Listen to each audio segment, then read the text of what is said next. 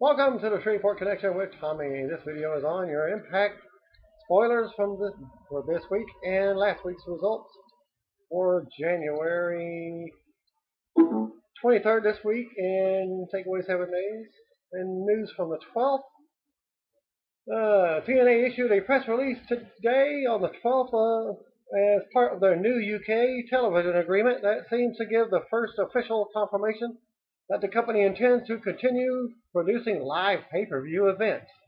The press release mentions Challenge TV will air special signature pay-per-view events, including Bound for Glory, Lockdown, and Slammiversary. Furthermore, the Lockdown event is expected to take place on Sunday, March 9th. As such, all signs point to TNA continuing to produce live pay-per-view events.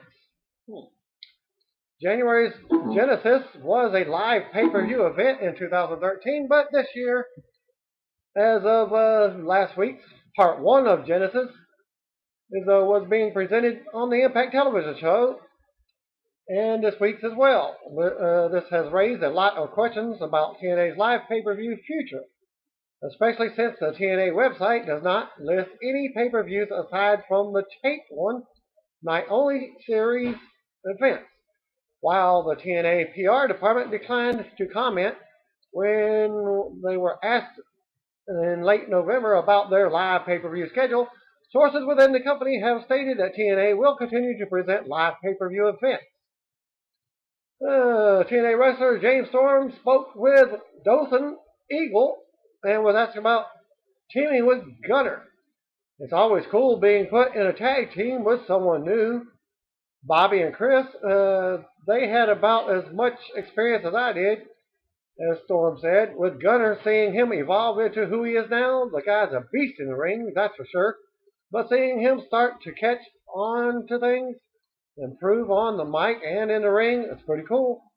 Storm was also asked which wrestlers from outside the company he would like to face. I always wanted to work with Roderick Strong from Ring of Honor, and when he was there, I was always wanted to work with him. Also, the Young Bucks, me and Bobby tried to push matches with them when they were here, but it never happened. We had one match with the Young Bucks at a live event, and it was a great match. Well, that was the end of it. Storm was also asked whether he prefers working as a heel or a babyface. Most of my career I've been the good guy, just because of who I am. I am who I portray on TV, he said. I really prefer to be the bad guy. It's just so much fun. I always say it's easier to make somebody mad than it is to make somebody happy. You can say one word to somebody and make them mad, and it can take you weeks to make them feel happy. And you can read the full interview at dothaneagle.com. Storm also discussed the state of TNA, his favorite matches, his favorite opponents, why he's remained with the company when he's had other options, and explains why there needs to be more coverage on how difficult it is to be a pro wrestler. By the way, it sure looks like Storm is about to get his wish when it comes to his preference for working as a heel. TNA released Jay Bradley and Wes Briscoe. As you know, Wes Briscoe was with the Aces and Eights faction. And according to Mike Johnson of PWInsider.com, and Wes Briscoe has commented on his release from the company on his Twitter account. And I noticed recently that Briscoe was still listed on the TNA website, despite the fact that he seemed to be written out of the storylines a while back. Both men have not been removed from TNA's website, yet as of today they were removed, I believe, 2 days ago. The original source came from Mike Johnson, PWInsider.com. Dixie Carter took to Twitter to tease new talent debuting at Genesis on this coming Thursday night. As it was stating on the website that it was supposed to be last Thursday, and Dixie announced that earlier today that there was new talent coming tomorrow night, but that did not happen. And then after getting fans to retweet her 1,000 times, she posted a hint, which consisted of a piece of paper with the letters DR and EE written on it. And you can follow Dixie at TNA Dixie on Twitter. Well, the initials point to Davey Richards and Eddie Edwards. No real surprise here that the Wolves are coming, but I'm a little surprised she would give it away like this. It's not a bad thing and could be a decent hook among the internet savvy crowd. But I'm surprised she gave it away this early to the extent. She should have kept her mouth shut. That's a big surprise.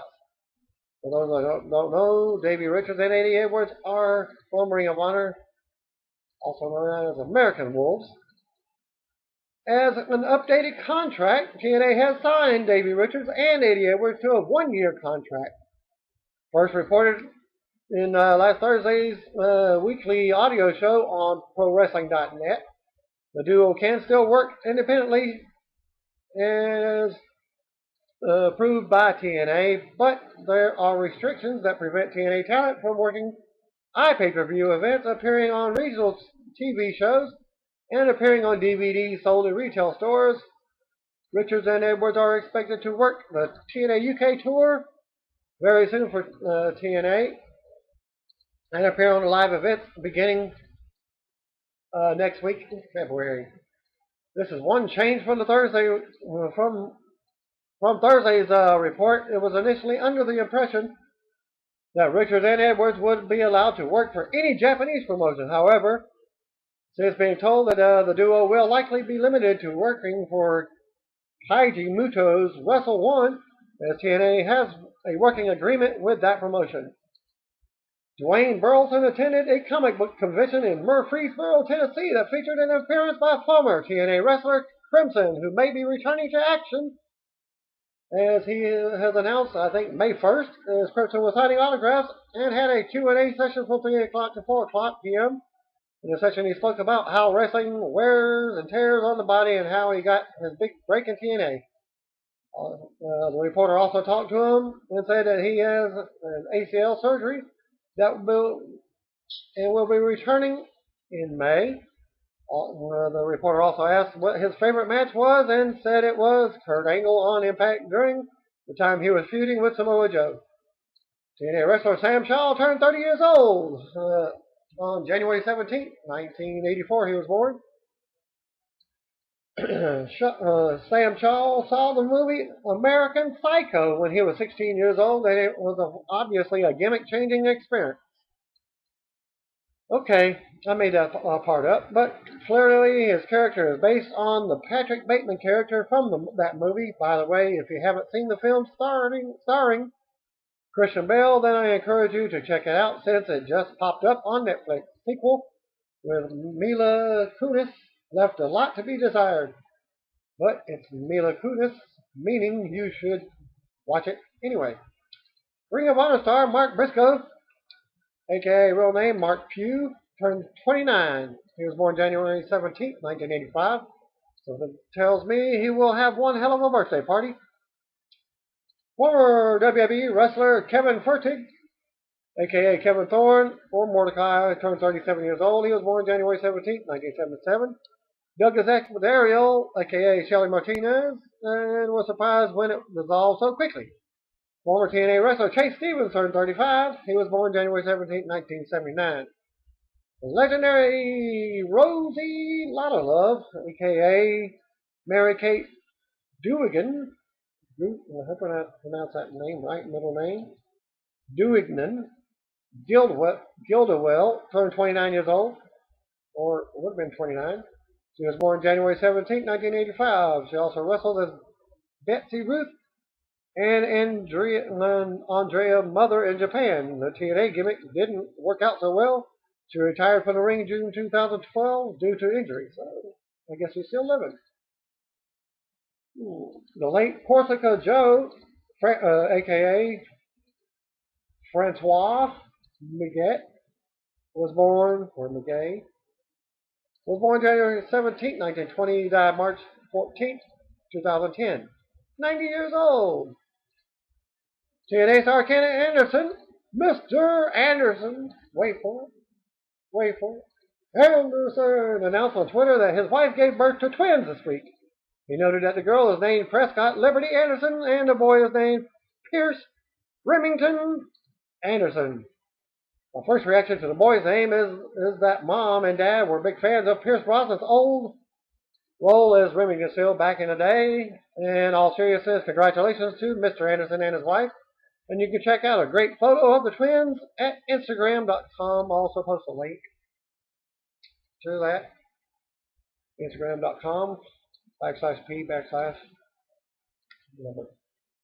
Am I the only one surprised that the twins are not decked out in Green Bay Packers gear? Well, you can check out the photo. Prescott will be on the left, and Remington will be on the right picture. Jeff Jarrett has reportedly met with a lot of different potential partners for his new wrestling project, and is said to be blown away by how many people are interested in joining him. Regardless of what Conan recently has said, there is no timetable in place for an official announcement from Jarrett. There are rumors of Toby Keith and Hermie Sadler being involved in the company. Former TNA star Jesse Neal teased retirement from wrestling at last night's USWA event in Jacksonville, Florida. As Neal told fans, he now has a family. Another project that he wants to focus is his time on with them. Again, Eddie Edwards and Davey Richards have reportedly signed a one-year deal with TNA. While they can work independently, it is approved by TNA, and they are allowed to work TV events. Not allowed to work TV events, DVDs, or pay-per-views, internet pay-per-views. And American Wolves are expected to work at this the coming up UK tour. A rumor, Dave Meltzer of the Wrestling Observer newsletter reports that MVP is scheduled to debut for TNA in a few weeks. MVP has, in the last 2 days, has denied that, but he could be a part of a new investor storyline, something with TNA. And here's what happened in the Wrestling Cares event results from the 19th of January. Report given by Nick McGee on Twitter at PWS Mark Talk. From January 20th, 2014 at 6:34 a.m. as reported, Aaron Aguilera defeated Brian Cage by pinfall. Ladies beat the Champ Series finals. Katarina Lay defeated cheerleader Melissa in a 4 out of 3 falls. And then there was a triple threat match. B-Boy defeated Willie Mack and Brandon Gatson. WCA grudge match. Adam Page defeated Adam Pearce. The Battle of the Adams. After the match, the locker room paid tribute to Adam Pearce. I'm guessing because he's going to bigger and better promotion. The Golden State Tag Team Championships, Alex Koloff was not cleared to wrestle, so Joey Ryan took his place. And here's the result of that match. Old School Oliver John and Timothy Thatcher defeated Rocky Romero and Joey Ryan. The Race for the Ring finale. Johnny Gargano defeated Adam Cole to become the first Ring for the Race tournament champion.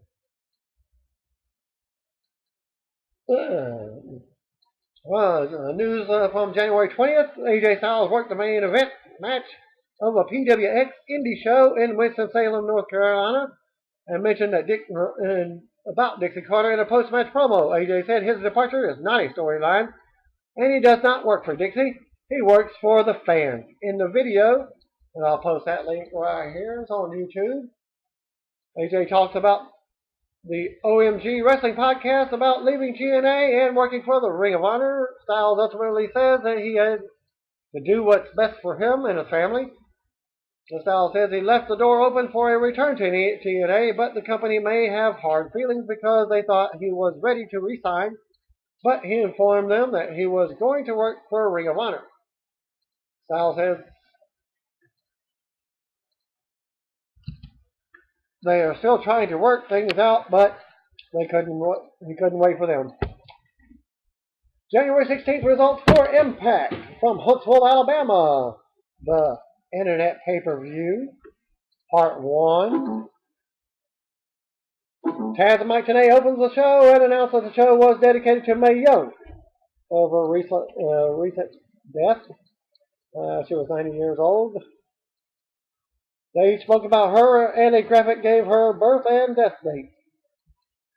Recap video was all about Magnus defeating AJ Styles last week. In that mess of a main event, Rockstar Spud was in the ring and drew good heat while he tried to talk. He talked in a momentous night and introduced Dixie Carter. Dixie came out and dared anyone who wanted to challenge her. Dixie then buried AJ and put her over Magnus in a promo that ran on way too long, and then it introduced Magnus finally, as he came out with both title belts. It's two of the same thing. Freaking belts. Wow. Magnus said, "Ladies and gentlemen, this is your champion speaking," to open his promo. Then a "you sold out" chant started. Magnus pointed out that he was wearing two title belts, which was obnoxious, but there was a reason. He called Dixie over and said that she was a champion to the fans and to the business, so he was presenting her with one of the belts. Not sure if this is the better or worse. Dixie thanked him and said she deserves it. But he was the real champion. She said she needed to thank the people who were loyal last week.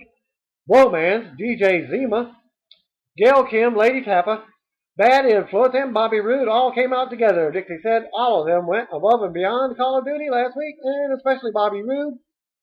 She said they were all going to benefit greatly. Dixie called it the genesis of a new TNA. Dixie Carter's TNA. She said this was the first time a company could be that, but her nephew had to take down Sting for it to happen. She introduced Ethan Carter III, who came to the ring. EC3 started to speak, but Sting's music instantly cut him off. Sting stood at the top of the bowl with his back. A long and drawn-out segment that really didn't put any heat on the show. Sting got a good reaction, and I think his match will do well with the live crowd, but the crowd slowly died after the segment until Sting appeared, and I can't blame them. This was dreadfully boring, especially Dixie. I had a hard time paying attention through her soliloquy. Sting cut a promo from the top of the bowl. Sting said he never knew Dixie could act like a mob boss. He said it was one thing to mess with the wrestlers, but messing with the families like Kurt Angle's was way out of line. Sting called Magnus a paper champion and said Magnus never earned anything. He said TNA was a house divided and that couldn't stand.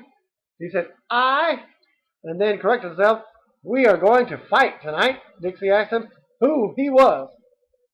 Joseph Park, Eric Young, ODB, James Storm, Samoa Joe, and Gunner then came out on the ramp and then ran to the ring with Sting. Sting said that they were going to take back what was theirs and brawl. They all brawled. Everyone cleared, leaving Sting in the ring with EC3. Sting backed him in the corner and hit him in the gut with a bat as they go to commercial. Dear Lord, this is a mess. There's just people everywhere, and I don't think the chaos is translating well on TV. It just looks like everybody fighting for no real reason. It doesn't ring true.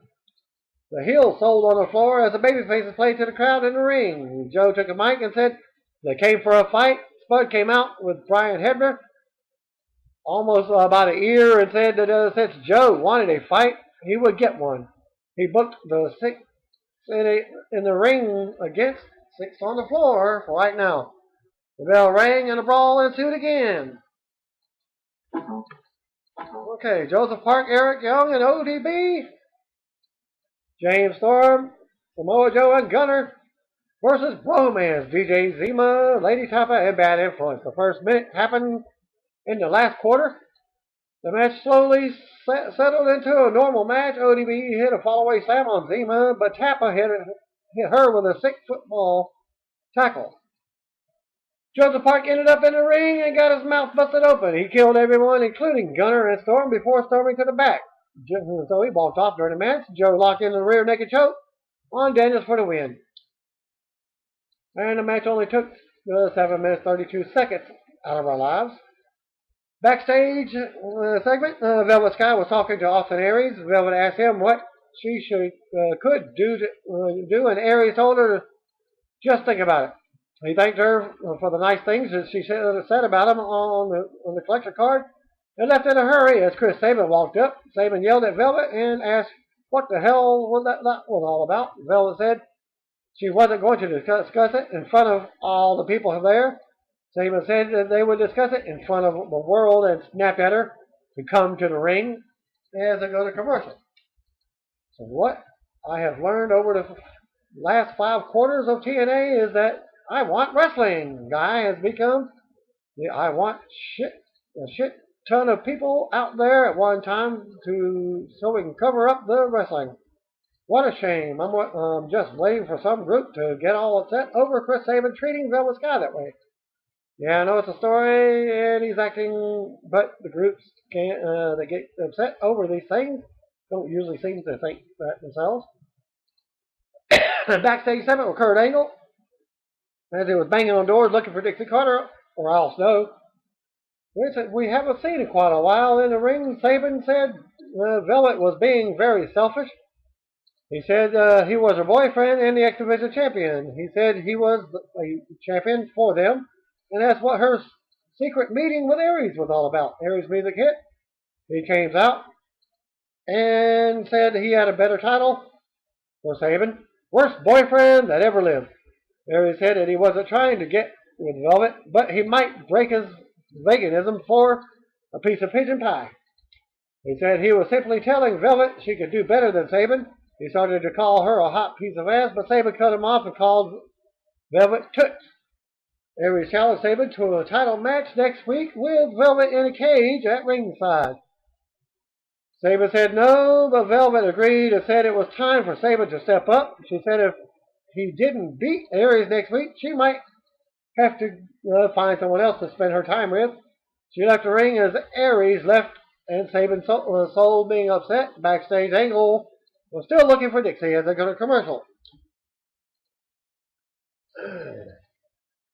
Wow. Velvet turns next week by ramming Aries into the cage from within. A pretty good talking segment from all 3 participants, enough to make me look forward to the match.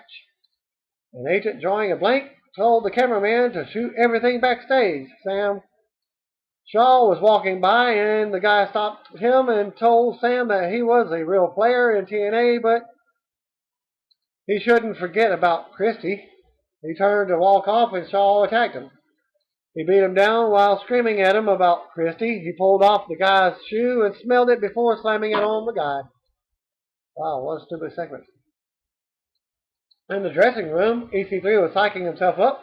Magnus walked up and they snarked at each other, with Magnus calling Carter a rookie who was unsure of himself. He talked about beating AJ alone, which Carter mocked, and beating Sting clean. He told Carter to believe in himself and left as Carter snarked some more. Bully Ray started his ring entrance as Anderson attacked before he could get to the ring as they go to commercial. Magnus has been wrestling for like 37 minutes and he's calling Carter a rookie. If the point is to make him look narcissistic to the point of absurdity, that will only draw go-away heat because that quickly became a comedy act if they aren't careful.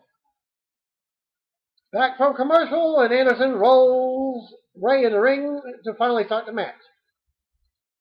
And in the Bully Ray versus Ken Anderson in a no DQ match, Anderson wrestled with the hospital band still on his arm from the birth of his kids. Both guys fought to the floor and grabbed chairs. They hit the chairs like swords a few times, and then Anderson got the better of Bully with a chair. Bully came right back and whipped Anderson with a chain.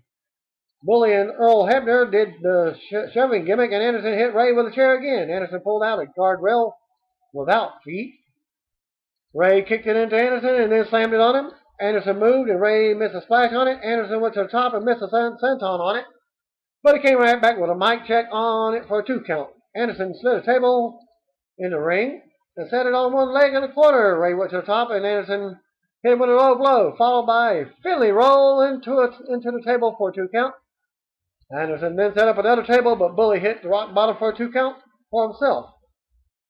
Ray went to the floor and got some lighter fluid and a lighter. Ray said it was for Anderson's wife and his two nasty children. Anderson popped up and hit the mic check. Anderson took the lighter fluid and doused the table. He hit the lighter and held it high. Ray hits a low blow and followed with his pile driver for the win.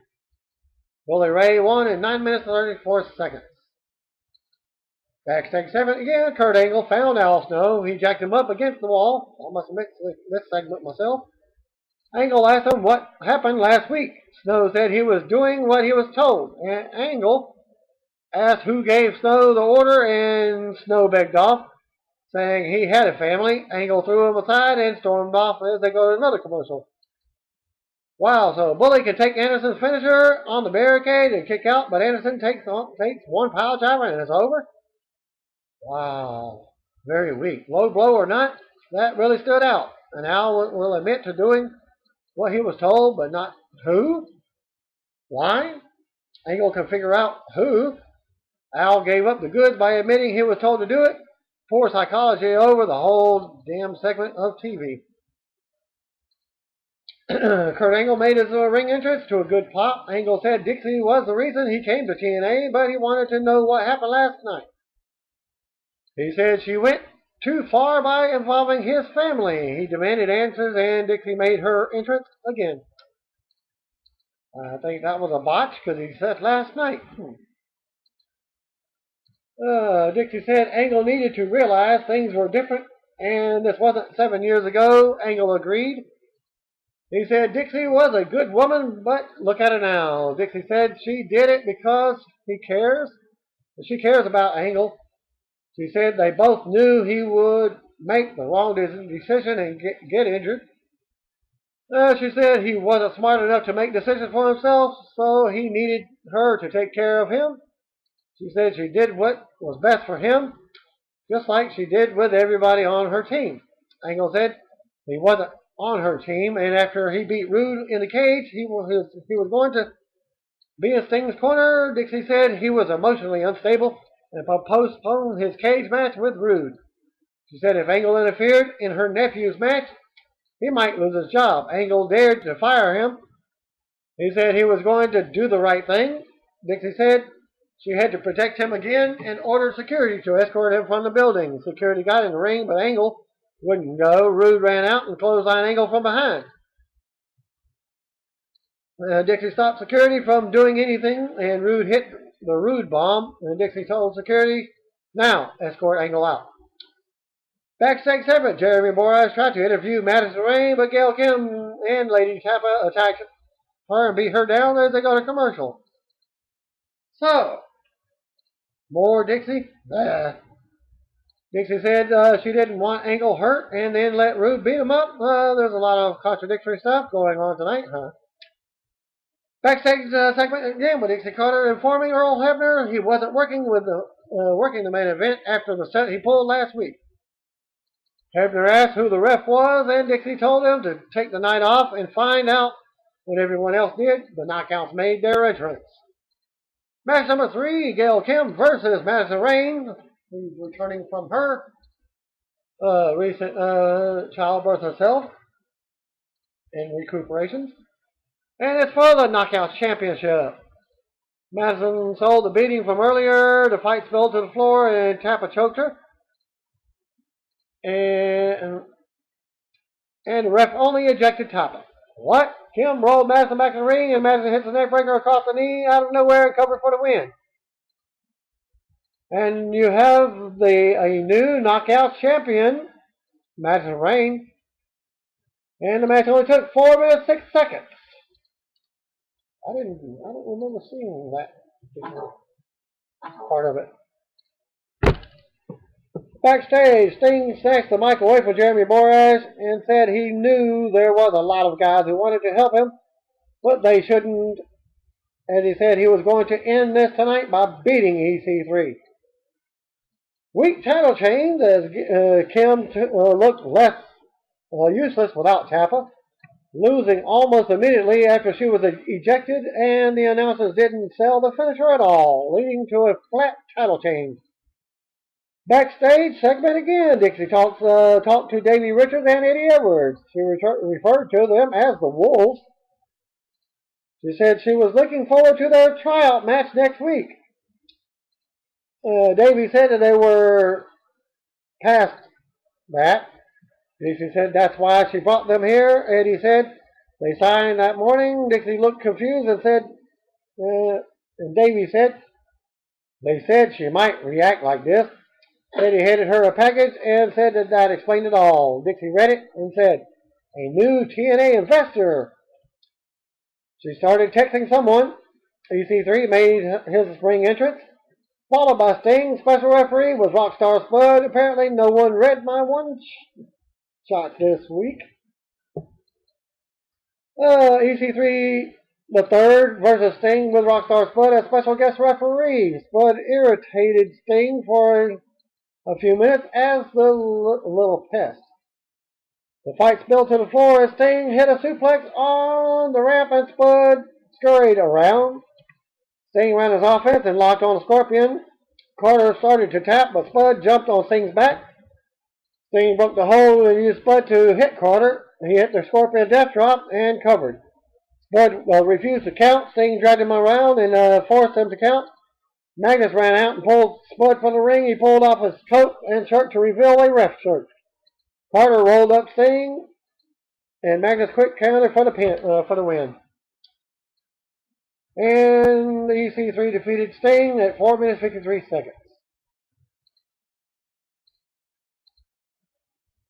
Magnus started to walk off. Steve grabbed the mic and said he wanted to fight Magnus and would do anything to do it. Magnus turned and said, anything? Sting said it again, and Magnus headed toward the ring as they go to commercial. Why would Sting be that desperate? I swear, this might be the worst psychology I've seen in a long time. None of this makes any sense. People are acting completely out of character. Sting said that this was all about he and Magnus. Sting said he picked Magnus, and this was how Magnus repaid him. He said Magnus disrespected him, AJ Styles, Jeff Hardy, and the fans. He said Magnus needed to be set straight, and the only way to do that was to get one more shot at the title. Magnus pointed out Sting cannot have any more title shots as he owed Sting nothing. Sting asked him if he owed himself to be a man and actually earn the title on his own. Sting said boys wore a belt. He asked Magnus if he was going to be a man or a boy. He said boy, mocking it as girlish. Magnus then said he was a man and he wasn't going to fall for Sting's reverse psychology. He said he would give Sting a title match, but if Sting loses, he gets to tear up the contract and Sting would be done with TNA. Sting agreed, and Magnus said he couldn't wait to rip the contract up in front of Sting's stupid painted face. Magnus left the ring and ended the show. This was obvious where this was leading and going as soon as Sting said he would do anything. I don't dislike this idea. I do dislike how they went and got there at the point. As Sting showed desperation too early. It does look like Sting's run in TNA is over, and he's done with the company as well. Let the WrestleMania 30 rumors run wild.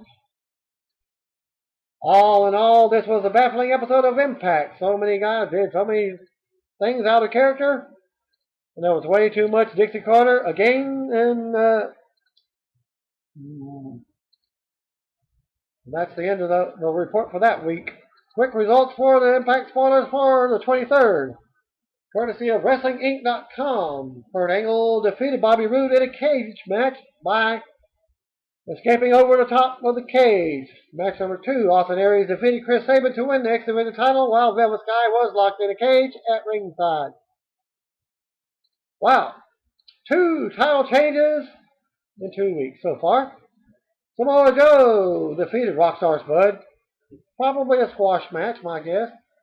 Match number 4. Gunner defeated James Storm to keep his TNA title shot briefcase. Romance and Zema Ion beat up Eric Young until Abyss made the save. And your main event, Magnus defeated Sting to retain the TNA title with interference. And Magnus tore up Sting's contract after the match, and that ended the show. And that will end Sting's TNA business. Thanks for viewing. Peace out.